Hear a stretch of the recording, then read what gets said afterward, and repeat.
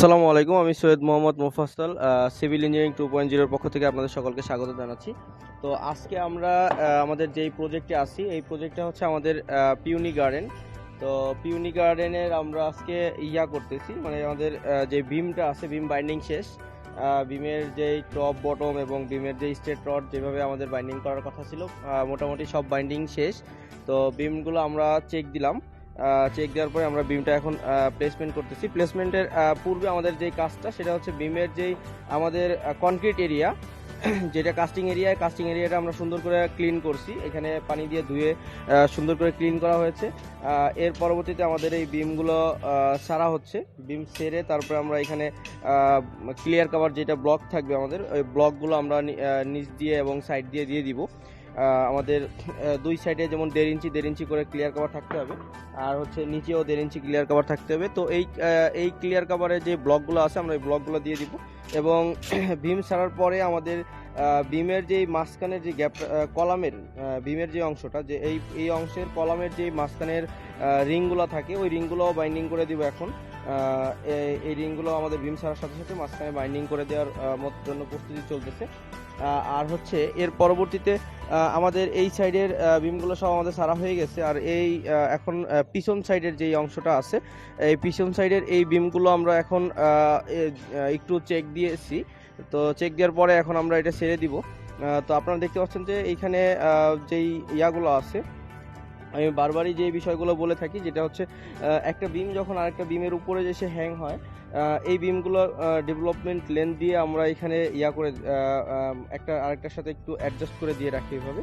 তো সেইভাবেই কাজ চলতেছে। এবং এরপর আরেকটা বিষয় হচ্ছে, আপনারা এইখানে দেখতে পাচ্ছেন যে আমাদের এইখানে ওরা কাজ করতেছে, সেটা হচ্ছে কলামের গোড়ায় আমরা বিম ছাড়ার আগে কলামের গোড়ায় আমরা কিন্তু কিছু দিয়ে সিমেন্ট বালু দিয়ে আমরা এই ভয়েডগুলোকে আটকে দিচ্ছি। কারণ হচ্ছে কাজ করার সময় আমাদের এখানে ভয়েড থাকবে, তো ভয়েডগুলোকে আমরা সিমেন্ট বালু দিয়ে আটকে দিচ্ছি। এর কারণ হচ্ছে যখন আমরা ঢালাইটা দিব এর ভিতরে, এই ঢালাই ম্যাটেরিয়ালসটা যেন আমাদের এইখান থেকে মানে বাইরে বের না হতে পারে। এই কারণে বিম ছাড়ার আগেই আমরা এই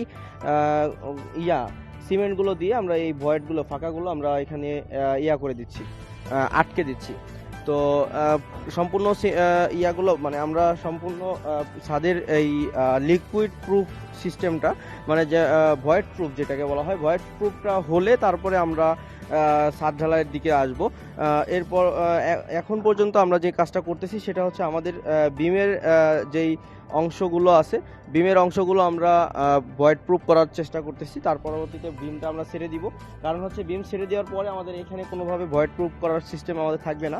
তো এটা ছেড়ে দিব। এবং এর পরবর্তীতে আমরা এখানে আমাদের যে পুরো ছাদ আছে, ছাদের শীট বিছানোর কাজ বাকি।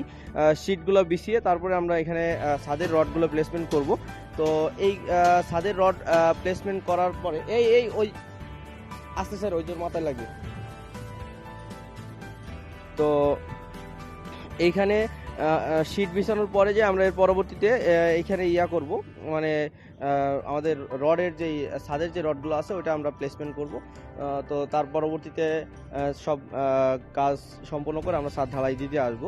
তবে আমাদের সবচেয়ে বেশি ইম্পর্টেন্ট বিষয় হচ্ছে দেখার জন্য, সেটা হচ্ছে আমরা আমাদের যে ভয়েড মানে ছাদের যে কোনো অংশে যেন একটু ছিদ্র না থাকে, যেই ছিদ্রগুলো দিয়ে আমাদের ঢালাই লিকুইড বের হয়ে যেতে পারে, এই ধরনের কোনো ছিদ্র যেন না থাকে। তো এটা আমরা করব, নিশ্চিত করব, তারপরে আমরা ঢালাই দিব। তো আজকে আমাদের আপনাদেরকে দেখানোর বিষয় হচ্ছে আমাদের যে বিমগুলো আছে, এই বিমগুলো যে আছে, আমাদের বিমগুলো বাইন্ডিং করা শেষ। এবং এই বিমগুলো আমরা আজকে বিমের যেই কাস্টিং এরিয়া আছে, এই কাস্টিং এরিয়ার মধ্যে আমরা প্লেসমেন্ট করে দিব। তো এই বিষয় নিয়েই আজকে কথা বলা ছিল। তো মোটামুটি আমাদের বিম ছেড়ে দেওয়া হবে এখন। তো এক সাইড আমরা অলরেডি এতক্ষণে ছেড়ে দিয়েছি। তো অসংখ্য ধন্যবাদ আজকে আমাদের সাথে থাকার জন্য এতক্ষণ। আসসালামু আলাইকুম।